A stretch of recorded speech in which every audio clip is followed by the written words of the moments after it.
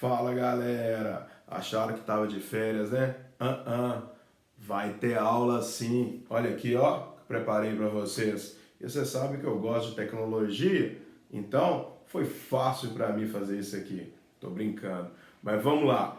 A videoaula de hoje é sobre a Revolução Industrial. Nós vamos entender o que foi, o que levou, as transformações, onde aconteceu, por quê, quando, e agora nós vamos começar a responder isso. Mais ou menos se deu em 1750. Diferente de outros acontecimentos da história, não dá para você precisar a data que iniciou a Revolução Industrial. Vou dar um exemplo. A independência do Brasil, 7 de setembro de 1822. Nós sabemos dia, mês e ano. Na questão da Revolução Industrial, não. A gente tem mais ou menos uma data da introdução de quê? Da máquina na produção. Essa foi a grande transformação da Revolução Industrial. O ser humano, desde o início, ele já fabricava as coisas. Ele já tinha tecnologia. E aí vem a pergunta, o que é tecnologia?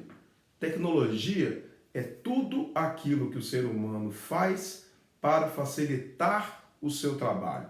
Vou dar um exemplo.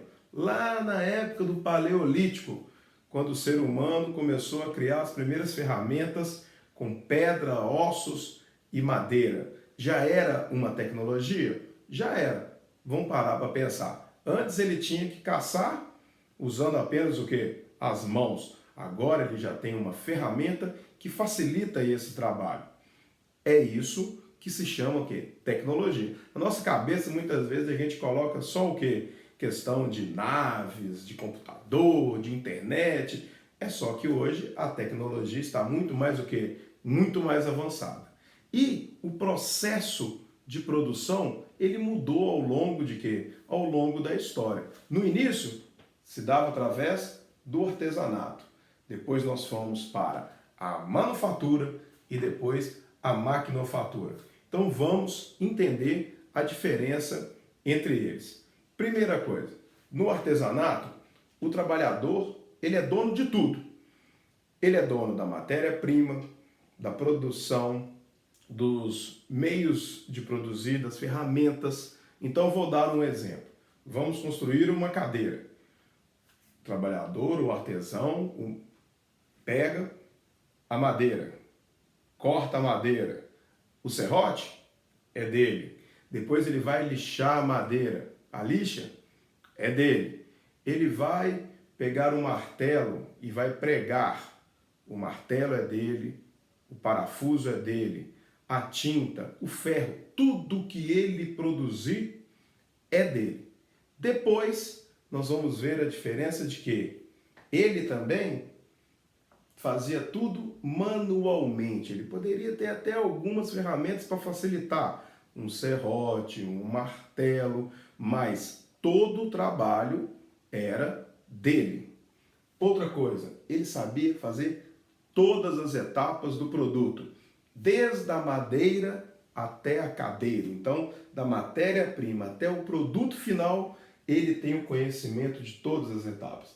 E uma coisa importante, depois que ele acabava de fazer o produto, ele era dono do produto. Então ele poderia vender para quem ele quisesse, pelo preço que ele quisesse. E isso aqui se dava onde? No ambiente da casa, ou apenas numa oficina. Com o passar do tempo, teve uma evolução para a manufatura, aonde já vai ter a introdução de alguns equipamentos, mas movidos a quê? Movidos à força humana ou animal. Vou dar um exemplo. Produção de tecido. Todo mundo aí deve de conhecer o salão do encontro, onde tem aqueles teares manuais. O tear, ele serve para quê? Para fazer o tecido. Então, pega duas máquinas, elas estão com a linha, vai passando a linha e ele faz o quê? Um movimento de entrelaçamento das linhas. Nesse caso, ele já é um quê? Um funcionário de algum lugar. O trabalho ainda é manual, ainda tem um equipamento rudimentar que já facilita o trabalho, mas ele não é dono mais do produto final. E às vezes já pode ter uma certa divisão do trabalho. O que é divisão do trabalho? Fazer apenas uma etapa do trabalho, até chegar no produto final. Diferente do artesanato. No artesanato ele pegava desde o início até o final. Então, nesse caso, nós já vamos ver o que? A mudança do trabalho. Aqui, ele é dono de si. Aqui não, ele já recebe um salário pelo seu trabalho. Quando nós vamos ter a Revolução Industrial, aí a mudança vai ser gigantesca. Gigantesca por quê? Porque a máquina vai entrar na produção. Então, a produção vai elevar muito, produzir muito mais coisa em muito menos tempo. O trabalhador não é dono dos meios de produção, ele não é dono da máquina e ele só tem o que para vender? A força de trabalho. Então, ele trabalha e para isso ele vai receber um salário. Ele vai ter uma divisão do trabalho enorme, ele vai fazer apenas uma etapa do produto.